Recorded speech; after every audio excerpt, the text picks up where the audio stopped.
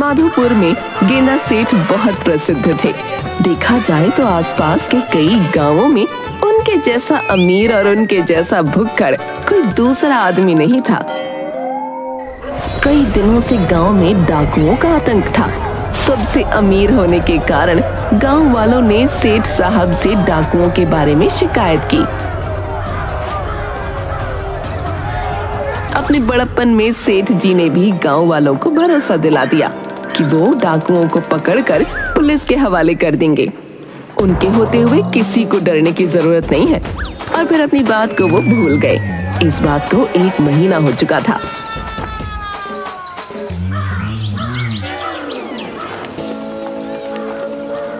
एक दिन सेठ जी एक भव्य महल में अपने खाने की बड़ी सी टेबल पर बैठे हुए थे। टेबल पर तरह तरह के पराठे, बटर चिकन, छोले भटूरे और मिठाइयाँ सजी थीं। यार, पनीर का पराठा और होता तो क्या ही बात होती।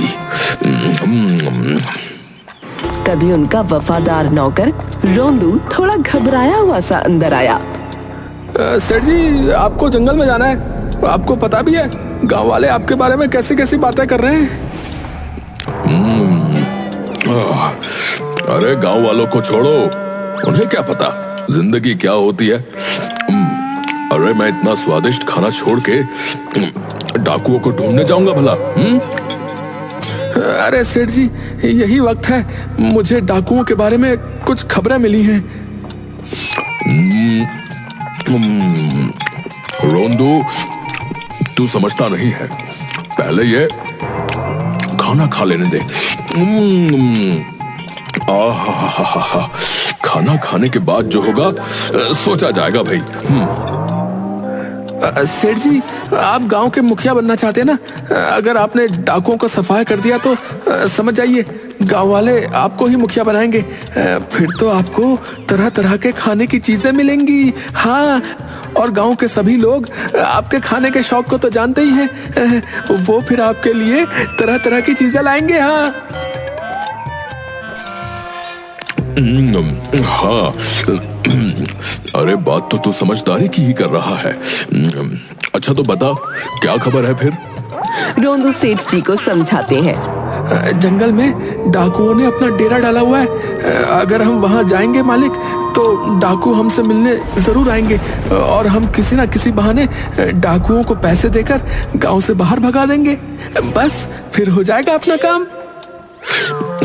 लेकिन एक बात बता कि बिना खाने के मैं भला जंगल में कैसे रहूंगा यार? अरे आप उसकी चिंता ही ना करो मालिक। अपनी बग्गियों में आपकी पसंद का खाना होगा। अरे सेठ जी, मुखिया से राजा बनते फिर आपको देर नहीं लगेगी, बता रहा हूँ। क्या कहा? राजा? तो फिर देर कैसी, तैयारी करवाओ। हम आज ही निकलते हैं रोंदू। राजा बन गया तो विदेशी खाना भी मिलेगा, लेकिन पहले ये जरा अचार खा लूं। वाह वाह वाह वाह। रोंदू मुस्कुरा दिया और सेठ जी के जंगल जाने की तैयारी होने लगी।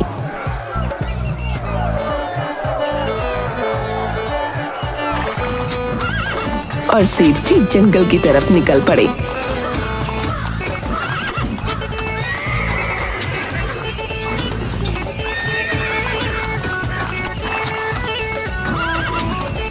गेंदा सेठ रोंदू एक शानदार बग्गी में सबसे आगे जंगल के रास्ते पर जा रहे थे।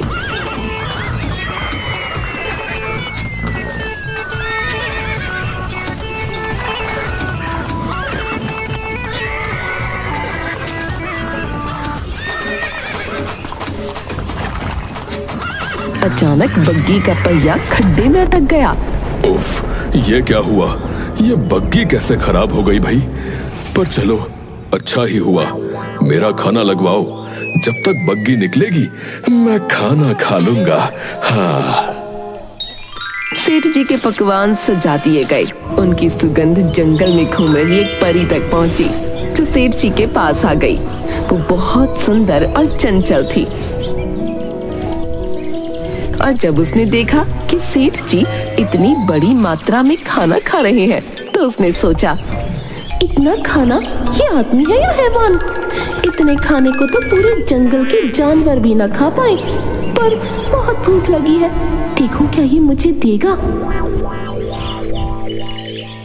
जब सेठ जी एक बड़ी सी शाही थाली के साथ जंगल में बैठे मलाईदार पनीर, नान, गुलाब जामुन और लस्सी का आनंद ले रहे थे, तभी हवा में चमकती हुई एक जादुई परी प्रकट हुई।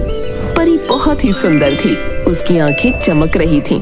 उसने हंसते हुए कहा, अरे सेठ जी, आप तो अकेले ही पूरा भोजन उड़ा रहे हैं। मुझे भी कुछ खाने को मिलेगा या सब खुद ही खा जाओगे? अरे परी बहन, तुम्हें खाने की क्या आवश्यकता? तुम तो जादू से खुद ही खाना बना सकती हो। बस परी को ये सुनकर गुस्सा आ गया। उसने अपनी जादुई छड़ी घुमाई। सेठ जी का पूरा खाना गायब हो गया। सेठ जी की हालत खराब, आंखें फटी रह गईं, मुंह से गुलाब जामुन गिर गया। अरे अरे, ये क्या कर दिया तुमने? अरे अरे, मेरा भोजन कहाँ गया? कहाँ गया मेरा खाना? परी ने ठहाका लगाते हुए कहा, जब तक मुझे नहीं खिलाओगे तुम्हारा खाना वापस नहीं मिलेगा। लेकिन सेठ जी भी कुछ कम नहीं थे। उन्होंने सोचा, अगर ये परी गुस्से में है तो इससे मीठी मीठी बातें कर लेता हूँ और फिर इसको मना लूंगा। हाँ। सेठ जी ने धीरे धीरे मुस्कुराते हुए कहा, अरे परी बहन, तुम तो कितनी सुंदर हो। तुम्हारी चमक से तो सूरज को भी जलन आ जाए। तुम्हारी मुस्कान देखकर तो खाना खुद ही तैयार हो जाता है। परी थोड़ा शर्मा गई और खुश होकर बोली, अब ठीक है, तुम्हारा खाना वापस कर देती हूँ। और छपाक, सेठ जी का पूरा भोजन फिर से उनकी थाली में आ गया। सेठ जी ने चैन की सांस ली और झटपट खाने में लग गए। ना चाहते हुए भी सेठ जी ने परी को खाना खिलाया। परी भी खुश हो गई और सेठ जी को जादुई शक्ति देकर गायब हो गई। इतनी देर में सेठ की बग्गी भी खड्डे से निकल गई थी। सेठ जी की बग्गी कुछ आगे चली कि तभी जंगल में रहने वाले जादूगर सिंह बाहु को सेठ की गाड़ियों से आती पकवानों की खुशबू अपनी तरफ आकर्षित करने लगी। इतना स्वादिष्ट खाना उसने कभी देखा नहीं था। उसने सेठ जी से मिलने का मन बनाया। सिंह बाहु एक बहुत ताकतवर जादूगर था और उसका जंगल पर पूरा अधिकार था। ये आदमी अगर मेरे जंगल में रहेगा तो मुझे भी कभी भूखा नहीं रहना पड़ेगा। इसको अपने साथ रखूंगा तो पूरे जंगल में खुशहाली आएगी। सेठ जी, तुम इतने अच्छे इंसान हो जो कभी भी भूखे नहीं रहते। मुझे लगता है तुम मेरे जंगल में रहकर बाकी सबको भी यहाँ पर प्रसन्न रखोगे। क्या तुम मेरे साथ रहना पसंद करोगे? ठीक है, मैं तुम्हारे जंगल में रह लूंगा, लेकिन शर्त यह है कि मेरा ये खाना कभी भी खत्म नहीं होना चाहिए। तुम ऐसे मंत्र मारो कि मेरे पकवानों की हांडियां कभी खाली ही ना हो। ऐसा ही होगा, तुम बस खाओ और खिलाओ, ये खत्म नहीं होगा।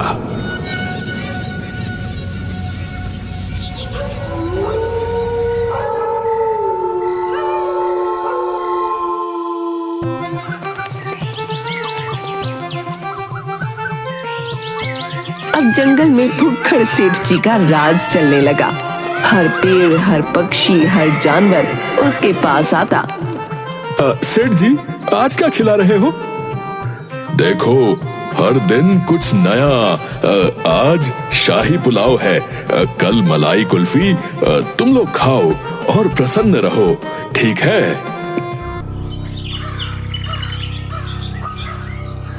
लेकिन इस बीच एक दिन सिंह बाहु से मिलने उसका दोस्त एक आंख वाला शैतान आ गया।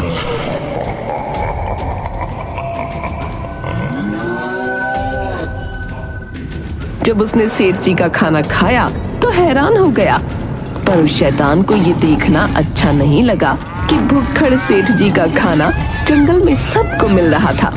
जिसके कारण अब कोई किसी का दुश्मन नहीं था। सब मिलकर रहते थे, न कोई छोटा था न कोई बड़ा। उसने सोचा, आओ, अगर मैं इनका खाना चुरा लूं तो जंगल के सारे जानवर भूखे हो जाएंगे। आओ, और जब इनमें एकता खत्म हो जाएगी तो मैं इन्हें आसानी से खा सकूंगा।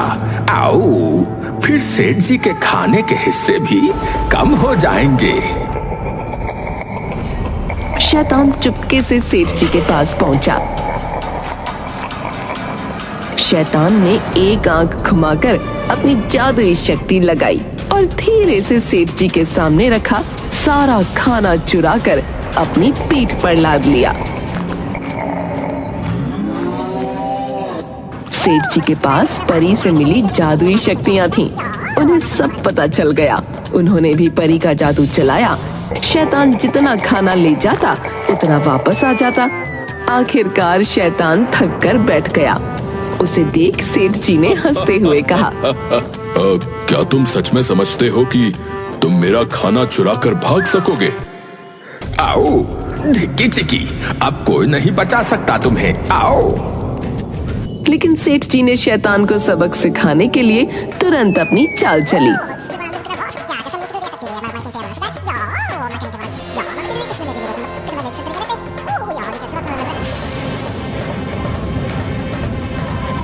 शैतान घबराया। खाने की खुशबू उसे भी पागल कर रही थी। सेठ जी का खाना खाने के लिए सेठ जी से वो प्रार्थना करने लगा। रोंदू ने सेठ जी के साथ योजना बनाई और जब सेठ जी ने शैतान को खाना दिया, रोंदू ठीक उसके ऊपर पहाड़ पर जाकर उसके ऊपर बड़ा पत्थर फेंक देता है और देखते ही देखते शैतान मारा गया। लेकिन सेठ जी ये सब देखकर परेशान हो चुके थे। उन्होंने रोंदू से कहा, रोंदू, हम जंगल में राज करने नहीं आए हैं। हमें अपने गांव वापस चलना चाहिए। जी मुझे याद है, जल्दी से जल्दी डाकुओं को पकड़कर आपको गांव का मुखिया भी तो बनना है। अरे मैं तो इस जंगल में आकर जैसे सब कुछ भूल ही गया हूँ। लगता है इस जंगल में कुछ अच्छा हो ही नहीं सकता। अभी तक मुझे डाकू दिखाई नहीं दिए। कहाँ है वो? गेंदा सेठ, ये जंगल बहुत खतरनाक है। आप यहाँ हैं, ये खबर डाकुओं तक जैसे ही पहुँचेगी तो आप फिर चिंता न करें, वो खुद ही आपसे मिलने आ जाएंगे।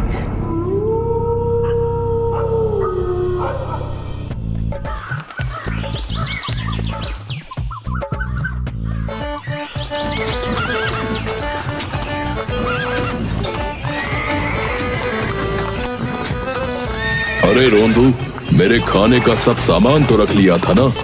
मुझे और किसी की चिंता नहीं है। बस मेरा खाना जो है वो हर समय मेरे साथ होना चाहिए।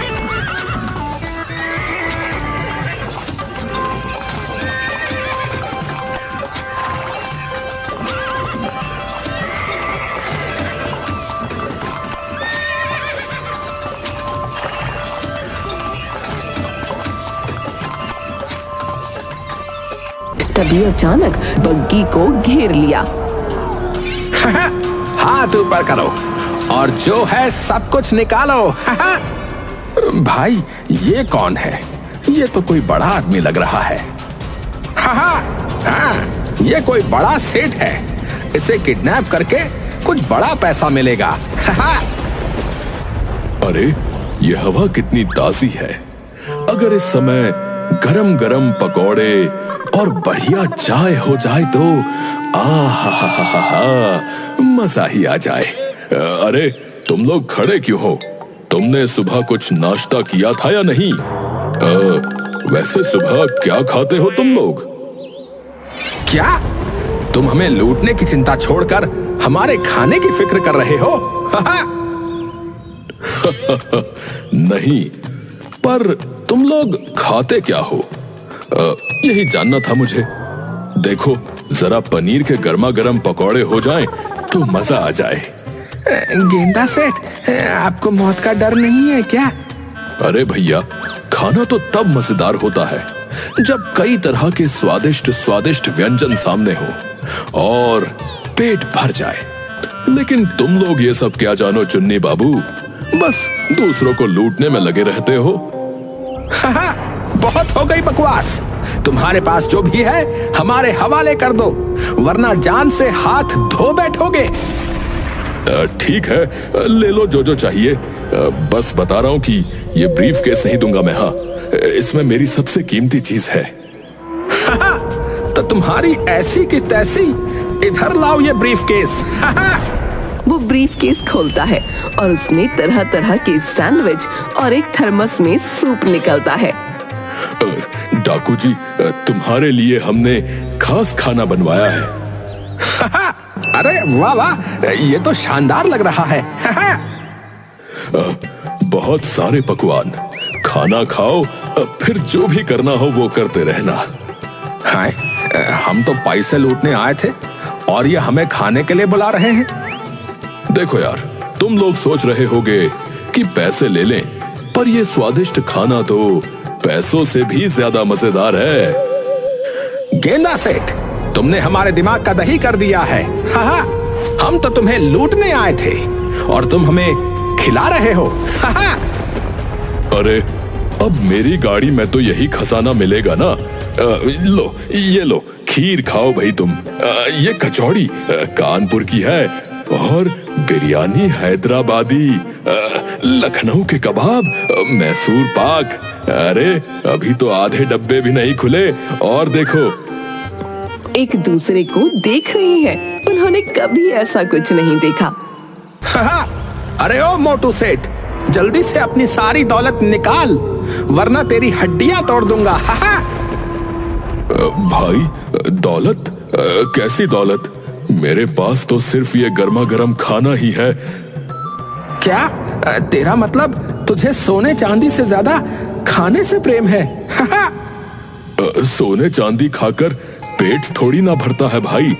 असली दौलत तो ये चिकन बिरयानी और मलाई कोफ्ता है।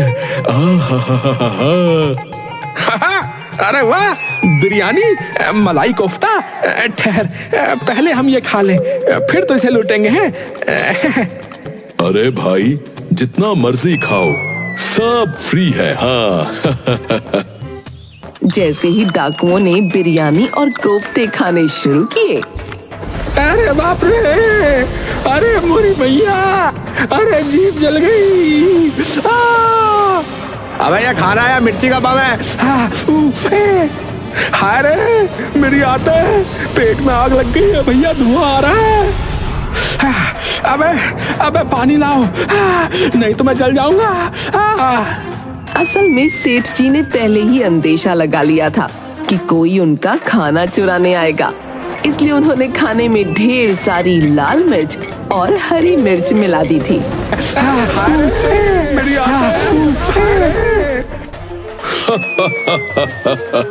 अरे भाई, पानी नहीं मिलेगा, जंगल में ऐसा ही तीखा खाना मिलता है। पानी पानी। हाय, पेट में बम फट रहा है, गुड़गुड़ हो रही है। ए भाई, हट जा, मेरे को जाने दे, मेरे से रुका नहीं जा रहा है। अबे निकल गई। अबे ओ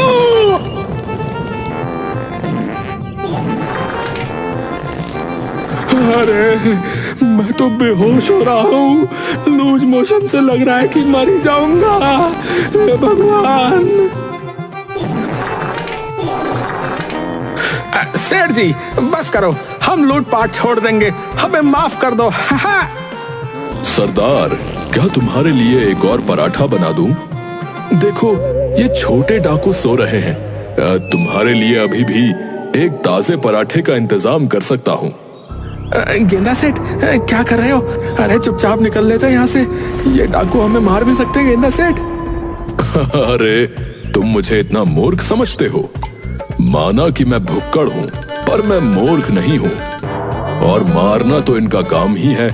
तो इसीलिए मैंने खाना खिलाकर इनकी सारी ताकत पहले ही खत्म कर दी है। अब इनसे कुछ नहीं हो पाएगा। गेंदा सेठ ने परी की शक्ति से डाकुओं को रस्सी से बांध दिया और उन्हें उड़ाते हुए जंगल से बाहर ले चला। डाकू इतने दिन बाद ऐसा खाना खाकर इतनी गहरी नींद में थे कि उन्हें कुछ भी पता न चला। ए भाई, मैंने तो सोचा था कि हम गेंदा सेठ को मारेंगे, लेकिन हमें तो उनकी दावत ने मार डाला कसम से। मुझे तो लग रहा है जैसे कि मैं हवा में उड़ रहा हूँ यार। अगर मुझे पता होता कि ये खाना खिलाकर हमारा दिमाग और शरीर दोनों निकाल देंगे तो कभी नहीं आते। मेरा शरीर भी उड़ रहा है।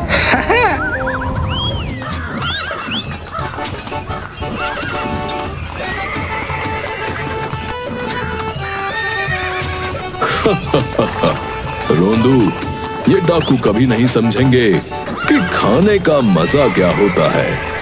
इनको ये पता चलेगा कि गेंदा सेठ के साथ दोस्ती स्वीकार करनी चाहिए, पर दावत नहीं। गेंदा सेठ, आपने तो उनकी जान ही निकाल दी, वो भी खाना खिला खिला कर। भाई, जब तक पेट ना भरे कुछ भी काम नहीं होता। अब तुम चलो मेरे साथ, हम जो है तब तक एक पराठा और खा लेते हैं।